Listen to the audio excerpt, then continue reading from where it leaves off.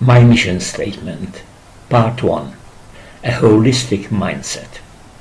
More than 40 days ago, when I was still in Hungary, suddenly I had to make a great decision to stop getting medical treatment for my prostate cancer, which is in the metastatic phase, and turn my back on Hungary and go back to the States without knowing what's facing me.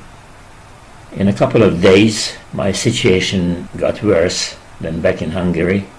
I was all over pain, as my condition was deteriorating since March, fighting with emotional trauma and physical pain. My son, daughter-in-law, and my wife took me to the emergency clinic of Parkland Hospital in Dallas, Texas, and for 24 hours I was experiencing something I've never experienced in my life. The two doctors responsible for the 24 hours of the intensive care started with a statement. You know, we are different from other hospitals. We have a holistic mindset. We have a holistic approach to the treatment of the patients who come here. And they said, we work as a body, as an organic unit. Everybody is focusing on one goal only, focusing on the patient. And we would like to do it in harmony, in listening to each other, cooperating with each other, thinking for the cure of the patients. And that's exactly what I've experienced. From the moment I was admitted to the hospital, which meant about 10 minutes after I reported as a patient, I was experiencing a shower of smiles, attention, helpfulness, concentrating on the problem of my sickness. In 24 hours, I met over 20 experts, medical doctors, researchers of a certain field. Everybody was focusing on me. Everybody was focusing on the healing of my body. And they wanted to provide me with an atmosphere where I would believe that they want to do their best, and they are doing their best. After this 5 days in the hospital, it was exactly the same. I didn't understand first why they should measure my blood pressure and my temperature more than 10 times a day. And from the nurse to the expert to the chief physician of that hospital unit, they were focusing on finding out the diagnosis and finding out the treatment as well. And it has gone on the same way. After 5 days I was leaving the hospital, but nothing has changed. I have been to radiology treatment, I've been to urology treatment. I needed a walker because I couldn't properly walk, and the social worker found out one for me because I reported the one they provided for me was not proper for my health. And in a couple of minutes she found out a way to get me another one, a better one, a holistic mindset. After the 40 days, I finally met my oncologist, who, unlike my family doctor, who is a believer, he is an agnostic, but an agnostic who can talk to believers of Christ. And we had a very good chat on basic philosophies of life, of Christianity in its best and worst forms. And finally he said, you know, I'm an honest man. I want to give you a realistic picture of your situation. And he started with the fact, do you know, if you hadn't been taken to the emergency clinic, you wouldn't live now. I admitted, I suspected it was so. And then he asked me an interesting question. How would you like to spend the rest of your life? Which is, according to medical science, at worst 5-10 years, but then in the greatest part of this you would be unconscious. You wouldn't know what's happening around you, so it wouldn't mean a quality life. Or would you rather choose a quality life? I said, yeah, surely, doctor, I would choose quality life. When I know what's happening, when I can still work, I can still think, I can still decide.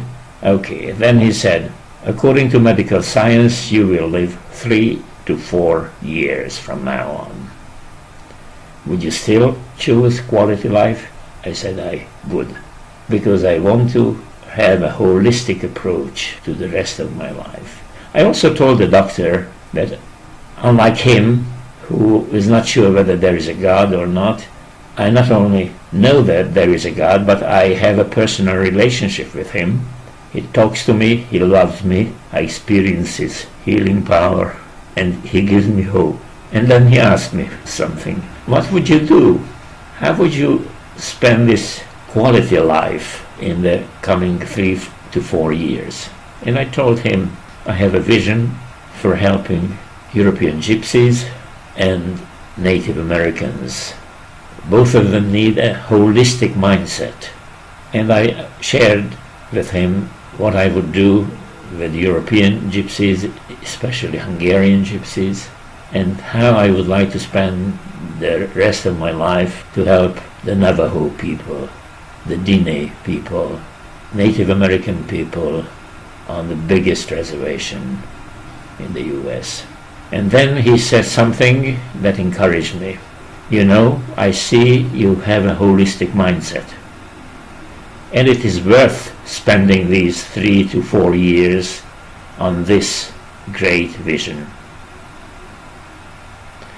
Then I told him, my God is able to lengthen the 3 to 4 years medical science can offer me. But even if he doesn't, I want to spend my life having this holistic mindset. So, by way of introduction,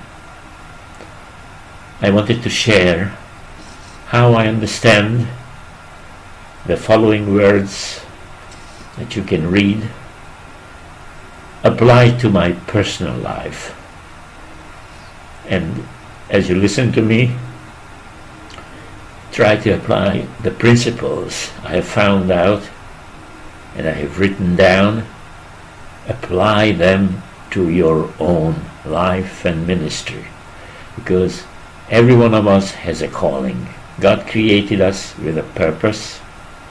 Every one of us should find out the purpose of our lives and live up to it to our best possible ways.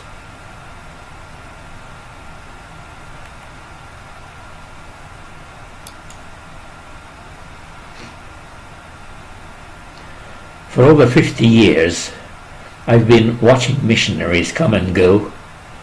Many of them came with good intention, but never thought of the price they should pay to be effective ambassadors of Christ.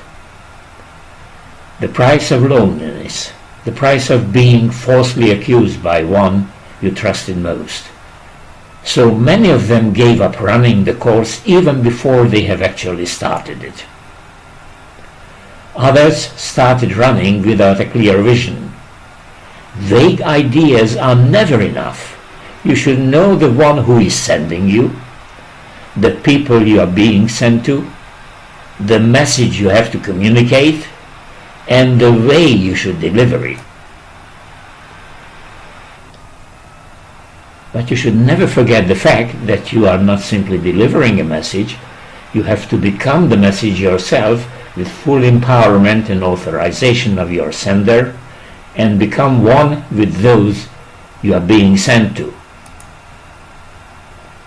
When after a long time of preparation I was commissioned by the Lord Jesus Christ as a missionary, first to the Hungarian Roma people and later to the Navajo nation, I was looking for a proper introduction to my mission statement. After some time of uncertainty, I chose a poem of a Hungarian poet, Mihály Váci, born in Nyíregyháza, Hungary, in 1924 and died in Hanoi, Vietnam in 1970, which I translated into English in 2012. This recording is based on that translation. I dedicate this English version to my beloved Hungarian gypsy people who chose me as an honorary gypsy because they thought that I think like a gypsy, and to my admired Navajo or Diné nation whose total appreciation I'd love to earn.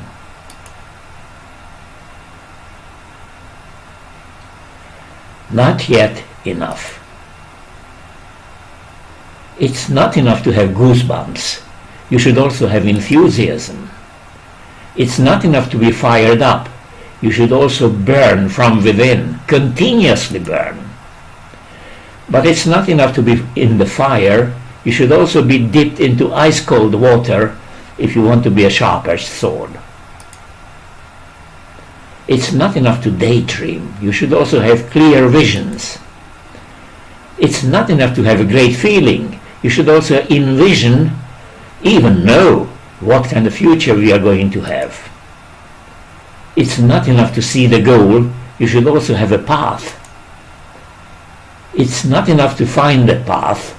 You should also walk on it, starting first, alone, in front of others. But it's not enough to start first. You should also invite others to follow you. But you should only invite others if you have the courage to lead. It's not enough to wish good things. You should also have deep desire. Good intention is not enough. You need more reliable knowledge.